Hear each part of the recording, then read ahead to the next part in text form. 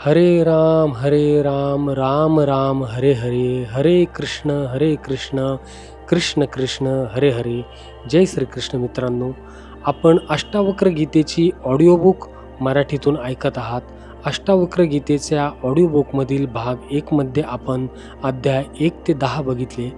भाग 2 मध्ये आपण अध्याय 11 ते 16 बघितले. आज अष्टावक्र गीतेच्या अध्याय 17चा आपण अभ्यास करणार आहोत. अष्टावक्र व जनक यांच्यातील जो संवाद आहे, जनक राजाला जे प्रश्नांची उत्तरं हवी असतात तीच अष्टावक्र ऋषींनी अध्यायाच्या माध्यमातून सांगितलेत आलेली आहे. त्यालाच अष्टावक्र गीता असे नाव पडलेले आहे. त्याच अष्टावक्र गीतेचा आज आपण अध्याय 17वा बघत आहोत. अष्टावक्र म्हणाले, आत्मज्ञानाचे फळ त्याच पुरुषाला मिळते आणि त्याच पुरुषाचा योगाभ्यास सुफलित होतो ज्याने विषय वासनांचा त्याग करून आपली इंद्रिये निर्मळ केली व स्वमध्येच जो राहिला आहे. हे जनका, या संसारात तत्ववित्त ज्ञानी कधी खेदाला प्राप्त होत नाही, कारण तो जाणतो की माझ्या एकट्यानेच हे सर्व विश्व व्यापले आहे. खेद द्वैताने होत असतो, अद्वैत असल्यावर खेद कसला. मधुर रसाच्या सल्लकी नावाच्या वेलीचा चारा खायला मिळाल्यावर कडू असलेल्या कडुलिंबाचा पाला हत्ती खात नाही. त्याचप्रमाणे जो आत्म आनंदात रममान झाला त्याला विषयांचा आनंद आनंदित करू शकत नाही. हे जनका, ज्या पुरुषाला गतकालात भोगलेल्या भोगांबद्दल आसक्तीपूर्ण स्मरण होत नाही किंवा न भोगलेल्या भोगांबद्दल आकांक्षा निर्माण होत नाही, परंतु जो आपल्या आत्म्यातच तृप्त आहे, असा पुरुष संसार सागरात विरळाच असतो. या जगात मुमुक्षु आकांक्षा करणारे अनेक प्रकारचे पाहायला मिळतात, परंतु भोग आणि मोक्ष यांच्या आकांक्षारहित आणि परब्रह्माच्या बाबतीत कामनारहित स्थित असा पुरुष क्वचितच सापडतो. हे शिष्या, जगात असा पुरुष दुर्लभ आहे की जो धर्म, अर्थ, काम आणि मोक्ष तसाच जगणे आणि मरणे या सर्वांबद्दल उदासीन कामनारहित असा आहे. विश्वाचा लय व्हावा अशी इच्छा ज्या ज्ञानी पुरुषाला नाही किंवा विश्व स्थिर राहिल्याबद्दल ज्याला राग नाही, अर्थात प्रपंच राहो अथवा नष्ट हो याबद्दल जो उदासीन आहे व यथाप्राप्त आजीविकेद्वारा संतुष्ट राहत असतो, तो धन्य होय. मी अद्वैत आत्मज्ञानाने कृतार्थ झालो आहे अशी ही जाणीव ज्या पुरुषाला शिवत नाही व बाह्य इंद्रियांचे पाहणे, ऐकणे, स्पर्श करणे व वास घेणे इत्यादी व्यवहार तो सामान्य संसारी माणसाप्रमाणे करीत असला तरी आत्मवृत्तीचा भंग व साक्षी अवस्था सुटणे या गोष्टी होत नाहीत. ज्या पुरुषाचा संसार सागर क्षीण झाला आहे त्याला विषयांची इच्छाही होत नाही किंवा विरक्त होण्याचीही इच्छा होत नाही. त्या ज्ञानी पुरुषाचे मन, शरीर व इंद्रिये बालकाप्रमाणे किंवा उन्मत्ताप्रमाणे व्यापारशून्य होतात व त्याच्या शरीराची हालचालही उद्देशहीन व वृथाच होत असते. ज्ञानी पुरुष सामान्य माणसाप्रमाणे बाह्य विषयांकडे डोळे उघडून जागा राहत नाही, कारण त्याला बाह्य विषय न दिसता परब्रह्मच दिसत असते. तसाच तो डोळे बंद करून झोपतही नाही, कारण झोपलेल्या बाह्य विषयांची जाणीव संपते, पण ज्ञानी पुरुषाचे अनुसंधान झोपेतही सुटत नाही आणि त्यामुळे ज्ञानी पुरुष केवढी मुक्त दशा अनुभवतो ते आश्चर्यजनक आहे. सर्व वासना गळून पडल्याने निर्मळ, प्रसन्न व शांत झालेला जीवनमुक्त सर्व अवस्थात एकरस ब्रह्मरूपाने सर्वत्व प्रकाशमान होतो. सर्वत्र पाहताना, ऐकताना, स्पर्श करताना, वास घेताना, खाताना, घेताना, बोलताना, चालतानाही ज्ञानी इच्छा द्वेष रहित असतो, कारण त्याची ब्रह्मानंदी टाळी लागलेली असते. मुक्त पुरुष कोणाची निंदा करीत नाही, कोणाची स्तुतीही करीत नाही, हर्षही पावत नाही व रागावतही नाही, कोणाला काही देत नाही, कोणाकडून घेत नाही. तो सर्वत्र रसहीन, आसक्तीहीन वृत्तीने असतो. कामुक स्त्रियांना पाहून व मृत्यूजवळ उभा ठाकला असता ज्याचे मन कासावीस होत नाही, तोच मुक्त पुरुष होय. ज्याचे चित्त सुखात आणि दुःखात संपर्कात आलेल्या स्त्री पुरुषाबद्दल संपत आणि विपत कालात समतोल राहते, त्या धीर पुरुषालाच जीवनमुक्त म्हणतात. जीवनमुक्त पुरुष कोणाची हिंसा करीत नाही, तसेच कोणावर दया करण्याकरता हापापत नाही. तो कोणाशी उर्मटपणे वागणार नाही, तसाच कोणापुढे दीन होणार नाही. त्याला कशाचे आश्चर्य वाटत नाही, तसाच कशाने त्याला क्षोभ राग येत नाही. जीवनमुक्त पुरुष विषयांचा द्वेष करीत नाही, तसाच तो विषय लोलुपही असत नाही. प्रारब्धवशात जे प्राप्त होते वा अप्राप्त असते त्या परिस्थितीचा तो आसक्तीरहित बिनतक्रार स्वीकार करतो. कुठल्या गोष्टींच्या प्राप्तीने समाधान होणे व न मिळण्याने असंतोष होणे हे हिताचे आहे, हे नुकसानकारक आहे, अशा विकल्पना शून्यचित्त पुरुष जाणत नाही. तो कैवल्यात स्थित असतो. हे जनका, अंतरंगातील सर्व आशा, ममता, अहंकार गळून पडल्याने जो केवळ अस्तित्व मात्र उरला आहे, तो सर्व करूनही त्याला लिप्त होत नाही. हे जनका, मनाच्या प्रकाशात विचार लहरी उत्पन्न झाल्याने निर्माण होणारा मोह, कल्पना, स्वप्ने, मनोराज्य व जडता या सर्व गोष्टी मनाचे सर्व व्यापारच गळून पडल्याने व मनाचे अस्तित्वच गेल्याने जीवनमुक्त सदा अनिर्वचनीय अशा दशेत राहत असतो. अष्टावक्र गीता अध्याय 18. अष्टावक्र जनकाला सांगत असतात, जो आत्मा शांतरूप आहे त्यांच्यात संकल्प व विकल्प उत्पन्न होत नाही आणि जो सुखरूप आणि प्रकाश स्वरूप आहे त्याच्या स्वरूपाचे ज्ञान होताच जगत ब्रह्म स्वप्नाप्रमाणे मिथ्या होऊ लागतो. त्या आत्मस्वरूपाला नमस्कार असो.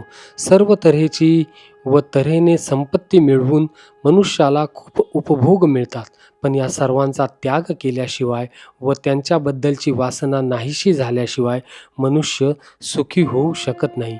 कर्तव्यजन्य दुःखरूपी सूर्याच्या ज्वालांनी ज्याचे मन भस्म झाले आहे, ज्याला शांतिरूपी अमृतधारेच्या वृष्टीशिवाय सुख कसे मिळणार?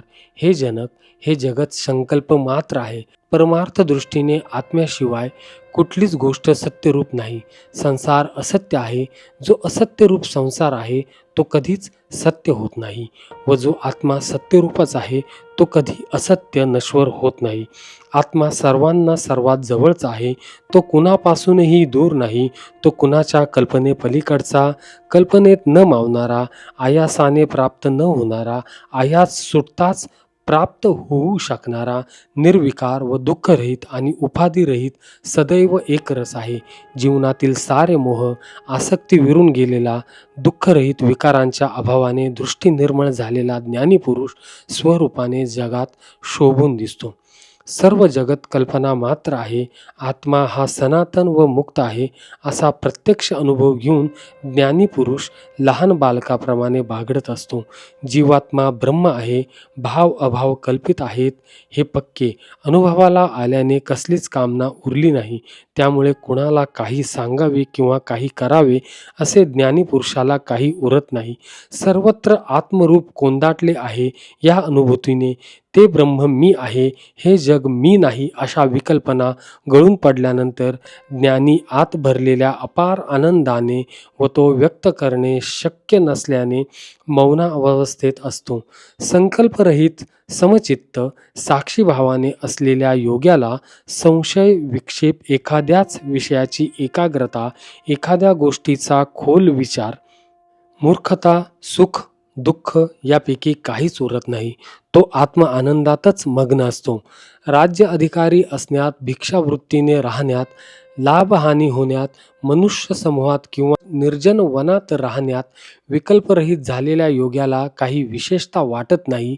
सगळीकडे समतोल वृत्तीने राहतो.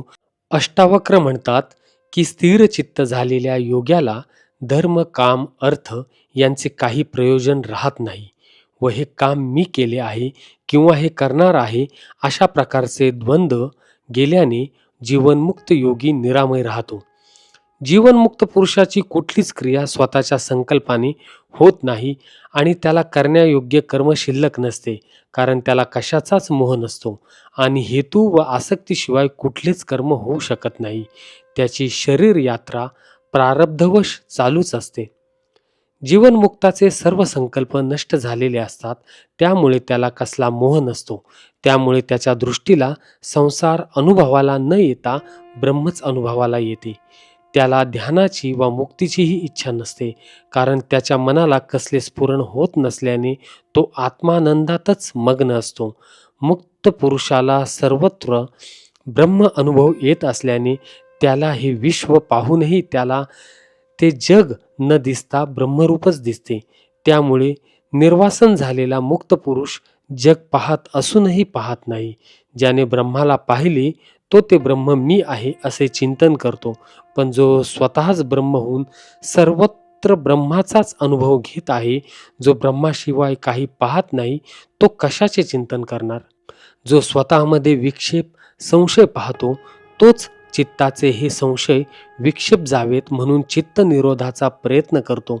पण ज्याचे सर्व संशय विक्षेप आत्मानुभवाने मावळले आहेत, विक्षेप संशय घ्यायला मनच शिल्लक उरले नाही, तो कशाचा निरोध करणार?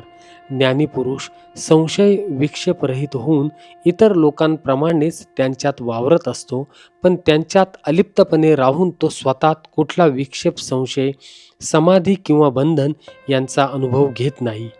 ज्ञानी मनुष्य स्वतः आत्मानंदात तृप्त असतो. लोकदृष्टीने तो काही करताना दिसला तरी त्या करण्यामागे काही करावे किंवा काही करू नये अशी कामना नसल्याने, वासना नसल्याने त्याने काही केले तरी ते न केल्यासारखेच असते. जेव्हा एखादे कर्म करायला येऊन ठेपते तेव्हा ज्ञानी मनुष्य ते कुरकुर न करता संतोषाने करतो. सहज समाधीत असणाऱ्या ज्ञानी पुरुषाचा प्रवृत्ती व निवृत्तीचा कसलाच आग्रह नसतो. वासनारहित, निरालंब, स्वच्छंद, बंधनरहित असा ज्ञानी पुरुष प्रारब्धाने सुकलेले पान जसे वाऱ्याने स्वतःच्या इच्छेशिवाय प्रयत्नाशिवाय उडत जाते तसा संसारात राहत असतो. ज्ञानी माणसाला कधी हर्ष होत नाही, कधी खेद वाटत नाही. तो शांत मनाने विधेय स्थितीत असतो. आत्म्यामध्ये रममान झालेल्या शांत व निर्मल चित्ताच्या ज्ञानी पुरुषाला काही टाकण्यासारखे नसते व कसलीही आशा नसते. स्वभावतः ज्याचे चित्त शून्यावस्थेत आहे, तो सामान्य संसारी माणसासारखा वागताना दिसला तरी त्याला कशाने मान वाटत नाही व अपमान वाटत नाही. होणारी कर्मे देहाकडून होतात, शुद्धरूप अशा माझ्या आत्म्याने ती केली नाहीत असे जो अनुभवतो तो ज्ञानी पुरुष कर्मे करूनही ती करत नाही. कुठलेही कर्म करण्याचा आग्रह नसलेला जीवनमुक्त सहज प्राप्त कर्मे करीत असतो, पण त्यात बालिशपणा नसतो. त्यामुळे सांसारिक कर्मे करूनही त्यात लिप्त न झाल्याने त्याची वृत्ती सदा प्रसन्न राहते. नाना विचाररहित ज्ञानी पुरुष अंतरात परमशांती अनुभवित असतो. त्यामुळे संकल्पादी मनाचे व्यापार, बुद्धीचे व्यापार व इंद्रियांचे व्यापार तो करीत नाही. ज्ञानी माणसाला विक्षेपच नसल्याने विक्षेप निवृत्तीकरिता त्याला समाधीचा प्रयत्न करावा लागत नाही. द्वैत भ्रम नष्ट झाल्याने त्याला कुठलाही बंध असत नाही. हे सर्व जगत कल्पित आहे हे जाणून तो निर्विकार चित्तदशेत असतो. जो मनुष्य अहंकार रहित झाला तो लोकदृष्टीने कर्म करीत नाही किंवा करतो असे वाटले तरी कर्तृत्वाचा अहंभावाचा नाहीसा झाल्याने त्याला संकल्प विकल्पांचे स्फुरण होत नाही.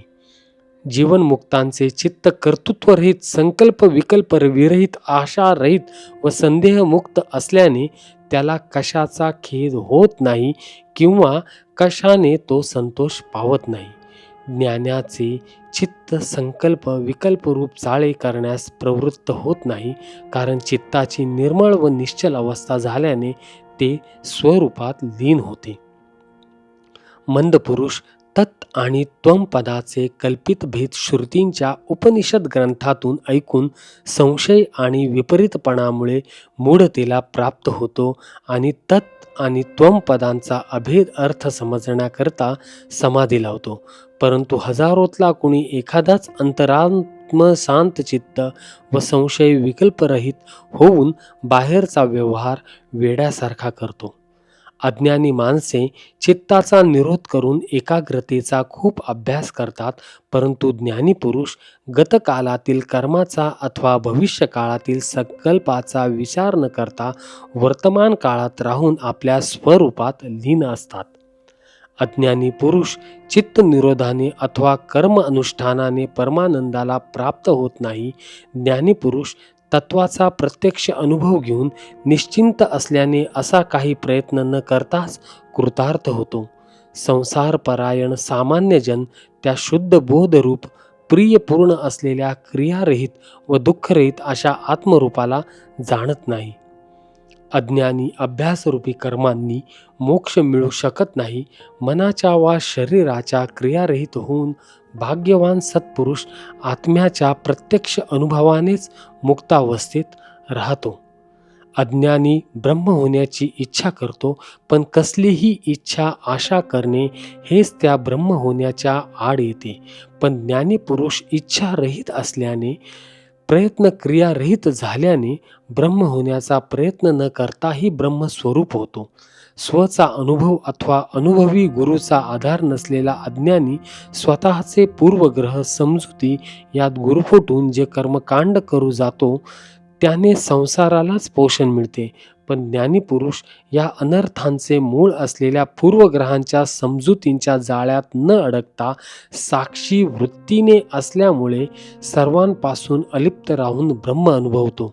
मन शांत व्हावे या इच्छेने अज्ञानी मनुष्य नाना प्रयत्न, विचार व कर्मे करतो. इच्छा व प्रयत्न हीच निर्विचार अवस्थेला बाधक झाल्याने त्याला शांती मिळत नाही. पण ज्ञानी पुरुष सर्व प्रयत्न व विचार सोडून साक्षी व तटस्थ भावाने वागत असल्याने त्याला शांतता सहज प्राप्त होते. दृश्य वस्तूंशी समरूप होऊन जो विचाराधारेत अडकतो व स्वला विसरून विषय विकारात गुंतत जातो त्याला आत्मदर्शन कुठले. परंतु ज्ञानी पुरुष आत्मस्वरूपात रममान होऊन आत्मस्वरूपाचे अखंड दर्शन घेत असल्याने त्याला बाह्य जगातील गोष्टी न दिसता सर्वत्र हरीच दिसू लागतो. जो मनावर नाना बंधने टाकून मनाचा निरोध करण्याचा प्रयत्न करतो, तो प्रयत्नच त्याच्या मनाला भरकटवून टाकीत असल्याने त्याच्या चित्ताची समता प्राप्त होत नाही. पण ज्ञानी मनुष्य चित्ताच्या निरोधाचा प्रयत्नच न करता जे जसे आहे ते तसे लिप्त न होता पाहतो. त्यामुळेच त्याचे चित्त अडोल राहते. कुणी प्रपंचाला भावरूप असल्याने सत्य समजतो, तर कुणी प्रपंचाला शून्यरूप मानतो. पण संसाराला भाव अभावरूप न पाहता जो सर्वत्र फक्त आत्मरूपच पाहतो तो शांत चित्त असतो. कुबुद्धीचा पुरुष शुद्ध अद्वैत आत्म्याला विकारी विचारांच्या द्वारा पाहू बघतो, पण मनाचे मोहमत्सरादी विकार व चलनवलन गेलेले नसल्याने जन्मभराच्या प्रयत्नांनीही त्याला आत्मरूपाचा अनुभव येत नाही. मुमुक्षु पुरुषाची बुद्धी सतत कशात ना कशात गुंतविल्याशिवाय वासनेशिवाय राहू शकत नाही. पण मुक्त पुरुषाची बुद्धी कशाचीच इच्छा करीत नसल्याने मोकळी व स्वच्छ राहते. मुमुक्षु मनुष्य विषयरूपी वाघाला पाहून भयभीत होतो व चित्तवृत्ती एकाग्र व्हावी म्हणून पर्वत गुहात जाऊन राहतो. त्याने त्याच्या चित्तवृत्ती एकांतात असूनही सर्वत्र फिरत असतात. पण मुक्त पुरुष विषयरूपी वाघ हे खोटे आहेत हे जाणून त्यांना भीत नाही. मुक्त पुरुषरूपी सिंहाला पाहून वासनाग्रस्त चुपचाप पळून जातात. संसारी माणसे अशा ईश्वरी कृपा लाभलेल्या वासनारहित सत्पुरुषाची स्वतः येऊन सेवा करतात. संशयरहित समतोल मनाची ज्ञानी यमनियम आदिकांच्या कर्मकांडांचा आग्रह न धरता सहज प्राप्त पाहणे, ऐकणे, स्पर्श करणे, वास घेणे, खाणे इत्यादी कर्मे अलिप्तपणे करतो. चिदात्म्याच्या नुसत्या श्रवणानेच चिदात्म्याचे नाव ऐकताच ज्याची अखंडित शुद्ध बुद्धी झाली आहे तो ज्ञानी आत्मस्वरूपातच स्थिर राहतो. तो मुक्त पुरुष मग आचार अनाचार शुभ अशुभ यांच्या जंजाळात पडत नाही. जेव्हा जे कुठले शुभ अथवा अशुभ कर्म ज्ञानी पुरुषाच्या दैववशात वाट्याला येते तेव्हा कसलाही आग्रह तक्रार न करता तो ते सहज करतो. कारण त्याचे सर्व व्यवहार एखाद्या बालकाप्रमाणे कुठल्याही हेतूने होत नाहीत. मनाची सर्व बंधने तुटून मन पूर्ण विकार व विचाररहित झाल्याने स्वतंत्र झाले. त्यामुळे ज्ञानी माणसाला आपोआप सुख मिळते. कारण दुःख निर्माण करायला मनावर कसलाही ताण नसतो. त्यामुळे तो अनुभवाला प्राप्त होतो, प्रत्यक्ष ज्ञान अनुभवाला नित्य येते, नित्य सुख वाट्याला येते व तो परमपदाला पोहोचतो. जेव्हा पुरुषाला आपल्या आत्म्याचे अकर्तेपण, अभोक्तेपण प्रत्यक्ष आत्मदर्शनाने अनुभवास येते, तेव्हा त्याच्या चित्ताच्या सर्व वृत्ती क्षीण होतात. ज्ञानाचे एखाद्या बालकासारखे उच्छृंखल तापट वागणे शोभून दिसते, पण कामनांनी भरलेल्या माणसाने काही हेतू बाळगून पाळलेली शांतता शोभादायक नसते. कल्पनारहित, बंधनरहित, मुक्त बुद्धीचा ज्ञानी कधी प्रारब्धवशात ऐश्वर्ययुक्त भोगात विलास करतो, तर कधी निर्जन गिरगव्हारात राहतो. विद्वान, देवता, तीर्थ, स्त्री, राजा, प्रिय व्यक्ती वगैरेंची पूजा होताना पाहून ज्ञानी पुरुषाच्या हृदयात कसलीही वासना निर्माण होत नाही.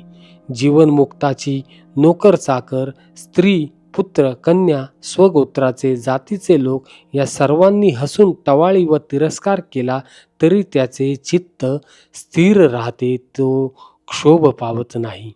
ज्ञानीपुरुष बाहेरून संतुष्ट दिसला तरी संतुष्ट नसतो, तसेच बाहेरून खिन्न वाटला तरी अंतरात खिन्न नसतो.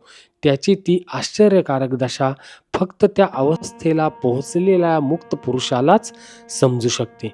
संकल्परहित, विचारशून्य, दुःखरहित, शून्य आकाररहित ज्ञानीपुरुषाला अमुक गोष्ट करायला हवी असे सांसारिक कर्तव्य उरत नाही, ते त्याला दिसत नाही.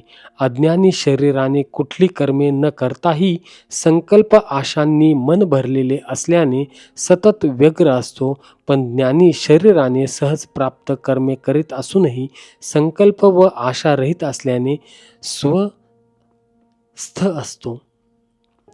आत्मसुखात असलेला ज्ञानी जीवनमुक्त उठणे, बसणे, येणे, जाणे, जेवणे, बोलणे आदी सर्व व्यवहार शांत चित्ताने सुखपूर्वक करतो. ज्ञानी मनुष्य व्यवहार करताना संसारी माणसासारखा क्लेश पावत नाही. शांत महासरोवराप्रमाणे क्षोभरहित असल्याने प्रसन्न असतो.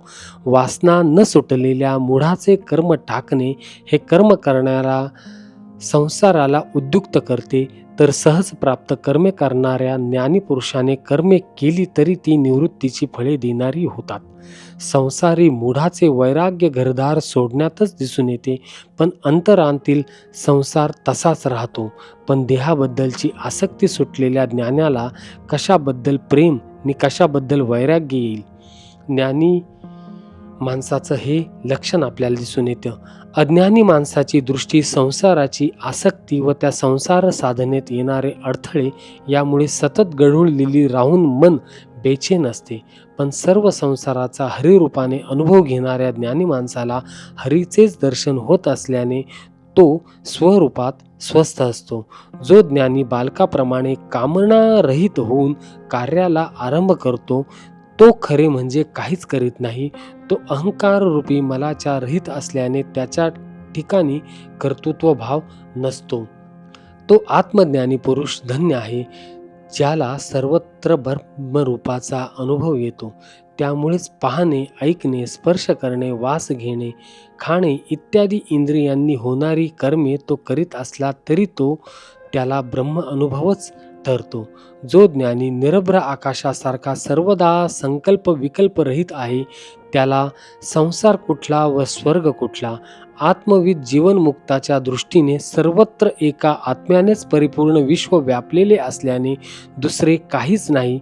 मग त्याला स्वर्ग, नरक आणि त्याला कारणीभूत असलेले पाप पुण्य कुठले? जो ज्ञानी पुरुष इहलोकातील व परलोकातील फलांच्या कामने रहित आहे, जो संपूर्ण निष्काम आहे, तोच पूर्णानंद स्वरूप आहे. ज्याची सहज समाधी सर्वदा चालू असते, तो मुक्त पुरुष आपल्याला अनविच्छिन्न समाधीने स्वरूपाने जगात वावरताना दिसतो. भोग व मोक्षाच्या इच्छेचा त्याग केलेला, कुठेही केव्हाही रागद्वेषाचा लवलेश नसलेल्या ज्ञानी महात्माचे महात्म्य अधिक काय सांगणार? हे नामरूपात्मक घटपटादी रूप हे जगत आहे, ते सर्व कल्पना मात्र आहे.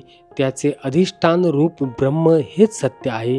ज्या शुद्ध बोध स्वरूप मुक्त पुरुषाने संपूर्ण कल्पनेचा त्याग केला आहे व जो केवळ शुद्ध चैतन्य स्वरूपातच राहतो आहे, त्याला कुठलेही कर्तव्य शिल्लक राहत नाही. हा संसार कल्पित भ्रामक आहे, त्याला अस्तित्वच नाही व केवळ ब्रह्मच सत्य आहे. असा ब्रह्मानुभव घेणाऱ्या योग्याला सहज शांती मिळते. जो ज्ञानी शुद्ध स्वरूप, स्वप्रकाश, चिद्रूप अशा स्वला पाहतो, तो आणखी इतर कुठल्या दृश्य पदार्थाला पाहत नाही. मग त्याला कुठल्या विषयाबद्दल आसक्ती असेल, कुठला विधी करावा लागेल किंवा कशाबद्दल वैराग्य असेल किंवा कशाचा उपशम करावा लागेल. जो चिद्रूप आत्म्यात कार्यासहित माया पाहत नाही, त्याच्या दृष्टीला बंध कुठला, मोक्ष कसला आणि हर्ष विषाद कसले. आत्मज्ञान होईपर्यंतच माया भ्रमरूप संसाराचे अस्तित्व असते. त्यामुळे आत्मज्ञानी पुरुष ममतारहित, निरंकार, कामनाशून्य अशा अवस्थेत जगाला शोभायमान वाटतो. अविनाशी व खळबळ म्हणजेच राग द्वेष दुःख रहित आत्म्याचे दर्शन घेणाऱ्या मुलीला कसली विद्या, कुठले शास्त्र, कुठले जग, कशाचा देह, त्याबद्दलचा ममभाव कसा असू शकेल. यदा कदाचित अज्ञानी पुरुषाने चित्त निरोधादी कर्मांचा त्याग केला तरीही मनोराज्यादी व वाणीचे प्रलाप तो करीत राहतो. मंद पुरुष आत्मवस्तूबद्दल ऐकूनही संसाराबद्दलची मूर्खपणाची आसक्ती सोडित नाही आणि बाह्य गोष्टी न करण्याचे ठरवूनही त्याचे आतल्या विषय लालसाचे चिंतन सुटत नाही. ज्ञानामुळे ज्याची सर्व कर्म व ती करण्यामागची उर्मी गळून पडली आहे, त्याला सहज प्राप्त नसलेले कर्म करण्याची व काही बोलण्याचीही इच्छा होत नाही. ज्या धीर पुरुषाचे मोहादी सर्व विकार दूर झाले, त्याच्या दृष्टीला तम अंधकार कुठला आणि अंधाराचा अभाव असल्याने प्रकाश कुठला, कारण हे दोन्ही सापेक्ष आहेत. अशा ज्ञानी पुरुषाला कालादिकांचे भय नसते व कुठे हानी, कुठे लाभ, कुठे कशाबद्दलचे प्रेम नसते व ना द्वेष असतो, न काही ग्रहण करणे व काही त्याग करणे असते. अनिर्वचनीय व स्वभावरहित योग्याला धैर्य कशाविरुद्ध, विवेक कशाबद्दल, निर्भयता कोणापासून ठेवण्याचे कारण नाही, कारण तो सदा एकरस ब्रह्म असतो. जीवनमुक्त आत्मज्ञानाचे दृष्टीने स्वर्गही नाही व नरक नाही, तर सर्वत्र एकच आत्माच परिपूर्ण व्यापून आहे.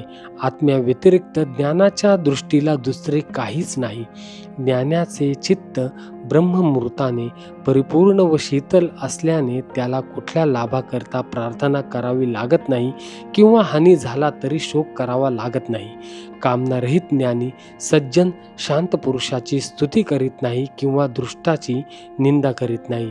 आत्मतृप्त योगी सुख आणि दुःख समान झाल्याने कोणाचेच कुठले कृत्य पाहत नाही. धीर जीवनमुक्त पुरुष संसाराचा द्वेष करीत नाही किंवा संसार पाहतही नाही, कारण त्याला सर्वत्र ब्रह्म अनुभव येत असतो. द्वैत नाहीसे झाल्याने तो ब्रह्मरूप होतो. त्यामुळे तो स्वतःचे वेगळे आत्मरूपही पाहत नाही. त्यामुळे तो हर्ष विषादरहित होऊन जन्म मरणाहित होतो. पुत्र स्वस्त्रीबद्दल आसक्तीरहित आणि विषयाबद्दल कामनारहित व स्वतःच्या शरीराबद्दल चिंतारहित असलेला ज्ञानी शोभायमान असतो. मुक्त पुरुषाला प्रारब्धवशात ज्या गोष्टी प्राप्त होतात त्यांनीच तो संतुष्ट असतो आणि प्रारब्धानुसार नाना प्रकारच्या देशात, वनात, नगरात संतुष्ट राहून फिरतो.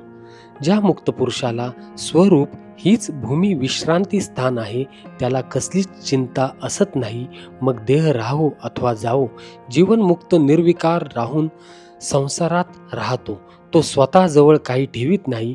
तो विधी निषेधाचा किंकर होत नाही. स्वच्छंद वागतो, निर्हेतुक भटकतो. सुख दुःखादी द्वंद्वे व संशयरहित होऊन कशातच आसक्त नसतो. जो ममतारहित असून ज्याला माती व सोने समान झाले आहे व ज्याच्या हृदयाच्या सर्व ग्रंथी तुटून जो संशयरहित आहे आणि ज्याच्या स्वभावातील रज व तमवृत्ती साप धुवून निघाल्या आहेत, असा ज्ञानी दर्शनीय होतो.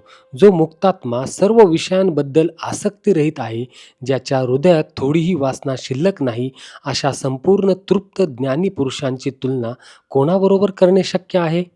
जीवनमुक्त सर्वत्र फक्त एकच ब्रह्मच अनुभवत असल्याने पाहत असूनही संसार त्याला दिसत नाही, सांगत असूनही ब्रह्म अकथ्य असल्याने सांगत नाही, जाणत असूनही ते अनुभवत असल्याने जाणत नाही, ऐकत असतो तरी ब्रह्मच ऐकत असल्याने सांसारिक गोष्टी त्याला ऐकू येत नाहीत. निर्वसनिक ज्ञानीपुरुषाशिवाय असे कोण करू शकेल? उच्च नीचत्वाची भावना सर्वथा गळून गेलेला व कामनारहित असलेला ज्ञानी भिक्षू असो वा भूपती असो, सर्व अवस्थात शोभनच दिसतो. जो निष्कपट योगी आहे, कोमल स्वभावाचा आहे, आत्मनिष्ठ पूर्णार्थी स्वच्छंदपणे राहणारा आहे, त्याला संकोच कसला? वृत्तीचे येणे जाणे, कुठलेनी कर्तृत्व कशाचे आणि अमुकच मार्ग व तत्व खरे आहे असा त्याचा आग्रह कसा असणार? कसल्याही आशेशिवाय आत्म्यातच विश्रांतीने तृप्त झालेल्या ज्ञानीपुरुषाला जो आनंदाचा अनुभव येतो तो शब्दांनी कसा वर्णन करून सांगणार? ज्ञानी झोपेतही साक्षी वृत्तीने राहू शकत असल्याने त्याची झोप इतरांसारखी तमोमय नसते. तो त्याच जागृत साक्षी भावाने स्वप्नही पाहतो व जागृत अवस्थेत सारे व्यवहारही क्षणाक्षणात जगत असल्याने भूत व भविष्याचे विचार न करता साक्षी वृत्तीने असल्याने तृप्त वृत्तीने चालतात. ज्ञानवान जीवनमुक्त लोकांच्या दृष्टीने चिंतायुक्त वाटला तरी चिंतारहित आहे, इंद्रियांचे व्यवहार करीत असला तरी निरिंद्रिय आहे, बुद्धियुक्त वाटला तरी बुद्धिरहित आहे, अहंकारयुक्त वाटला तरी अहंकाररहित आहे. कारण त्याची सर्वत्र आत्मदृष्टी आहे. जो आत्म आनंदात बुडवून गेला आहे तो इतर कुठे गुंतत नसतो. ज्ञानी सुखीही नाही व दुःखीही नाही, विरक्तही नाही किंवा कोणाच्या संगातही नाही, मुमुक्षी नाही किंवा मुक्तही नाही. त्याचा काही विशेष नाही किंवा अविशेष नाही, कारण तो फक्त आत्मभावानेच शिल्लक राहिलेला आहे. त्याच्या इतर सर्व गोष्टी गळून पडल्या आहे. जगात ज्ञानी मुक्त पुरुष धन्य आहे, कारण लोकदृष्टीने एखादी गोष्ट संशयास्पद असली तरी तो संशयरहित असतो. कारण सर्वत्र ब्रह्मानुभव येत असल्याने संशयाचे कारणच उरत नाही. लोकदृष्टीला तो समाधी अवस्थेत आहे असे वाटले तरी तो सहज अवस्थेत असतो. लोकदृष्टीने तो जड वाटला तरी वास्तवात तो आत्मदर्शनाने तृप्त असल्याने काही करण्याची उर्मी शिल्लक नसते. लोकदृष्टीने तो ज्ञानी पंडित वाटला तरी त्याचे निघालेले बोल हे अनुभूतीचे असल्याने त्यात ग्रांथिक पांडित्य नसते. ज्ञानी कर्मानुसार यथाप्राप्त गोष्टींबद्दल स्वस्थ चित्त असतो. गतगोष्टींबद्दल व भविष्यातील कार्याबद्दलही तो संतुष्ट असतो. तृष्णेच्या अभावामुळे केलेल्या कामांबद्दल त्याला प्रसन्नता वा उद्वेग नसल्याने तो त्यांचे स्मरणही करीत नाही. कुणी स्तुती केल्याने ज्ञानी प्रसन्न होत नाही किंवा कुणी निंदा केली म्हणून रागावत नाही. मरण आले तरी व्याकुळ होत नाही किंवा जगल्याचा हर्ष करीत नाही. शांत बुद्धीचा ज्ञानीपुरुष माणसांनी गजबजलेल्या स्थानाकडे अथवा अरण्याकडे धावत नाही, तर तो जेथे ज्या परिस्थितीत असेल तेथेच समभावाने राहत असतो. अशा प्रकारे मित्रांनो, अष्टावक्र गीतेमधील सगळ्यात मोठा अध्याय 18, त्याचे 100 श्लोक आहे, तो आपण अभ्यासला. अष्टावक्र गीता अध्याय 19. गुरु उपदेशाने कृतार्थ झालेला जनक राजा नंतर मग आपला अनुभव अष्टावक्रांना सांगू लागला. श्री गुरूंना धन्यतापूर्वक सांगत आहे. जनक म्हणाला, शिष्य श्री गुरूंच्या मुखाने तत्वज्ञानी पुरुषाच्या स्वाभाविक शांतीचे श्रवण करून स्वतःला कृतार्थ समजून आता श्री गुरूंना आपली गुरुपदेशाने झालेली अवस्था वर्णन करीत आहे. हे श्री गुरु, आपण परमकृपेने आपल्या अमोघ वाणीने माझ्या हृदयातील नाना प्रकारची शल्य, संकल्प व विकल्प दूर केल्याने आता मी कृतार्थ झालो आहे व आता माझी स्थिती अशी झाली आहे. स्वतःच्या महिम्यात स्थित झाल्याने मला आता धर्म, काम, अर्थ, विवेक, द्वैत, अद्वैत हे काहीच उरले नाही. आपल्या कृपेने लाभलेल्या स्वमहिम्नात सदैव स्थित झाल्याने आता मला भूतकाळ व भविष्यकाळ किंवा वर्तमान काळ तसेच अमुक एक देश असा राहिला नाही. स्वमहिम्यात स्थित झाल्याने आता मला आत्मा, अनात्मा, शुभ, अशुभ, चिंता, अचिंता अशा कुठल्याच गोष्टी राहिल्या नाहीत. आता मला स्वप्नही नाहीत व सुषुप्तीही नाही, जागृतीही नाही वा तुरीय अवस्था देखील नाही, भयही उरले नाही. आता मी स्ववैभवात आहे. स्वमहिम्यात निमग्न झालेल्या मला आता दूरचे काय व जवळचे काय, बाहेरचे काय नि अंतरातील काय, स्थूल काय किंवा सूक्ष्म काय असे काय राहणे शक्य आहे? स्वरूपात राहणाऱ्या मला मृत्यू कुठला आणि जीवित कुठले, लोक कुठला आणि लौकिक कुठला, लय कुठला किंवा समाधी कुठली? आत्म्यात विलीन झालेल्या मला धर्म, अर्थ, काम, योगाबद्दलच्या गोष्टी अथवा विज्ञान कथा आता पुरे झाल्या, त्याची आवश्यकता नाही. अशा प्रकारे राजा जनकांनी 19व्या अध्यायामध्ये अष्टावक्रांना वर्णन केलं का त्यांना त्यांच्या प्रश्नांची उत्तरे मिळालेली आहे. अष्टावक्र गीतेचा आपण आता पुढचा अध्याय बघू, शेवटचा अध्याय बघू, अध्याय 20. जनक म्हणत आहात की संपूर्ण उपाधिरहित जे माझे निरंजन स्वरूप आहे, त्यामध्ये पंचमहाभूते, सूक्ष्म कार्य करणारी इंद्रिये, मन, शरीर व शून्य अवस्था इत्यादी कल्पित गोष्टी मनच नाहीसे झाल्याने कशा असू शकतील? मीच त्यांचा साक्षी आहे. हे गुरु, मला शास्त्राशी व शास्त्रजन्य ज्ञानाशी काय करायचे आहे? आत्मविश्रांतीशी सर्व वासना गळून गेल्याने वासनेशी व वासना विरहितेशी तृप्ती किंवा तृष्णा, द्वंद्व यांच्याशी काय करायचे आहे? कारण मी शांतरस ब्रह्म आहे. मला विद्या किंवा अविद्या कुठे, अहंकार कुठला, बाह्यवस्तू कुठली, ज्ञान कसले, माझा कुणाशी संबंध आहे, संबंध दुसऱ्याशी असतो, मला दुसरा कोणी नाही, बंध आणि मोक्ष मला नाहीत, माझ्या निर्विशेष स्वरूपाला धर्म नाही आणि निर्धर्मक माझ्या स्वरूपाला विद्येचाही धर्म नाही. निर्विशेष, निराकार, निरअवयव अशा माझ्या आत्म्याला प्रारब्ध कर्म कुठले, जीवनमुक्ती व विदेहमुक्ती कुठली, सदा स्वभावरहित माझ्या अशा कर्तेपणाला कर्तेपण कुठं उरले आणि भोगतेपण कसले, निष्क्रियता व स्फुरण, प्रत्यक्ष ज्ञान अथवा विषयकार वृत्तीने मिळणारे फळ ही सारी मला कशी असणार? अद्वैत आत्मस्वरूपात लोक कुठले, मुमुक्षु कुठला, योगी वा ज्ञानवान, बद्ध वा मुक्त असा कसा असेल? केवळ अद्वैत आत्माच असेल. अद्वैत अशा आत्मस्वरूपाला सृष्टी निर्माण व संहार, साधन आणि साध्य, साधक व सिद्धी इत्यादी गोष्टी कशा असतील? सर्वदा निर्मल रूप मला प्रमाता, प्रमाण व प्रमेय आणि प्रमा, कमी व अधिक अशा गोष्टी कुठल्या? सर्व क्रियारहित असे जे माझे आत्मरूप आहे, त्याला विक्षेप व एकाग्रता कुठले? ज्ञान व मूर्ता कसला हर्ष अथवा खेद असणार? सर्वथा निर्मळ अशा आत्मस्वरूपाला कुठला व्यवहार वा परमार्थ, सुख वा दुःख असू शकेल? सर्वार्थाने विमल अशा आत्मस्वरूप मला कुठली माया व संसार, प्रीती अथवा देश, जीवभाव किंवा ब्रह्मभाव कसा असणार? सर्वदा स्थिर, कुटस्थ आणि विभागरहित अशा मला प्रवृत्ती किंवा निवृत्ती, बंधन आणि मुक्ती या गोष्टी कुठल्या? उपाधिरहित कल्याणरूप आत्मस्वरूप अशा मला कसला उपदेश व कसले शास्त्र, कुठला शिष्य अथवा कुठला गुरु आणि कुठला मोक्ष असू शकेल? मला आहे अथवा नाही असे स्फुरण नाही, न अद्वैत न द्वैत आहे. फार सांगण्याचे प्रयोजन नाही. चैतन्य स्वरूप माझ्यात काहीच अहन स्फुरण नाही. अशा प्रकारे अष्टावक्र गीतेचा 20वा अध्याय पूर्ण झालेला आहे व राजा जनकांना अष्टावक्राकडून, त्यांच्या गुरुकडून संपूर्ण त्यांच्या प्रश्नांची उत्तरे मिळालेली आहे. आपण देखील अष्टावक्र गीतेचा हा बोध घेऊन आपल्या प्रश्नांची उत्तरे आपण मिळवू शकतो आणि आपलं जीवन सार्थकी लावू शकतो. तर अष्टावक्र गीतेचा सार आपल्याला काय सांगता येईल मित्रांनो? तर अष्टावक्र गीता म्हणजे भारतीय वेदांत व सनातन धर्माचे हे सार आहे, नवनीत आहे. या सर्व श्रेष्ठ ग्रंथाची अन्य ग्रंथांबरोबर तुलना करता येणार नाही. आत्मज्ञान प्राप्तीचे अनेक मार्ग, अनेक पद्धती आहे. एक रस्ता ज्ञानाचा, एक कर्माचा, एक भक्तीचा व एक योगाचा, एक प्रार्थनेचा, एक ध्यानधारणेचा, असे अनेक रस्ते आपण अनेक ग्रंथांमध्ये बघत असतो.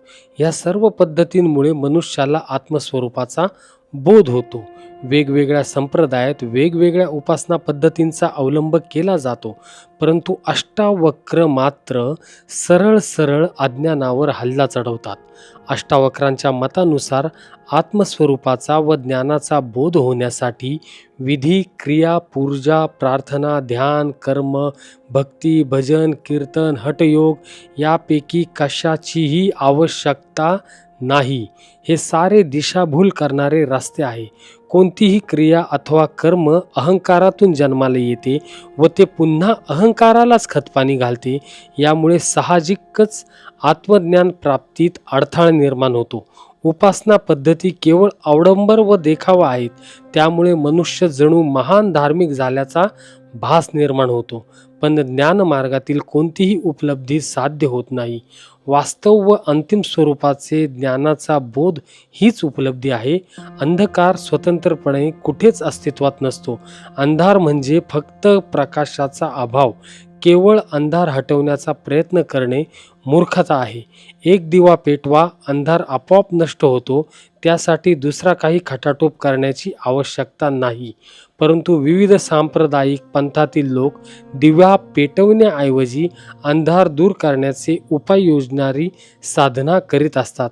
अशी साधना म्हणजे व्यर्थ परिश्रम व मूर्खता, याशिवाय दुसरे काही नाही. केवळ ज्ञानरूपी प्रकाश सारी सिद्धी प्राप्त करून देण्यास समर्थ आहे.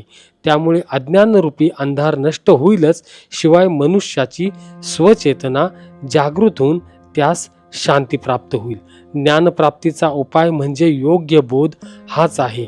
आत्मा कुठे काही हरवलेली वस्तू नाही, आपल्याला त्याचाच विसर पडलेला आहे. याची आठवण करायची असेल व आत्मज्ञानाचा बोध व स्मरण जागृती करून मायाजाल रूपी या अंधार नाहीसा करायचा असेल तरच आपण अष्टावक्र गीतेपासून हा बोध घेतला पाहिजे. मित्रांनो, अष्टावक्र गीतेची ही मराठी ऑडिओ बुक याच्यातला तिसरा भाग आपण आज पाहत होतात. पहिल्या भागात 1 ते 10, दुसऱ्या भागात 11 ते 16 आणि आजच्या तिसऱ्या अष्टावक्र गीतेच्या ऑडिओ बुकच्या भागात 17 ते 20 असे संपूर्ण अष्टावक्र गीतेचे अध्याय आपण आज बघितले.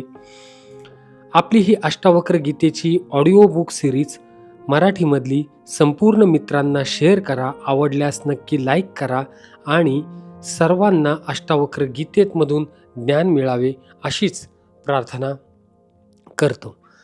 हरे राम राम राम हरे हरे, हरे कृष्ण कृष्ण कृष्ण हरे हरे. जय श्री कृष्ण.